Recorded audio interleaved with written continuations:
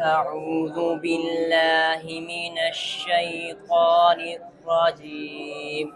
بسم الله الرحمن الرحيم.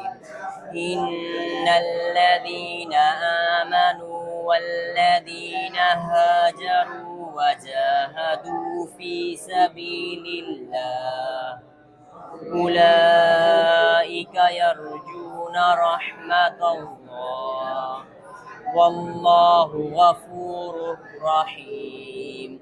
يسألونك عن الخمر والميسر قل فيهما إثم كبير ومنافع للناس وإثمهما أكبر من نفعهما ويسألونك ماذا ينفقون قل العفو كذلك يبين الله لكم الآيات لعلكم تتفكرون.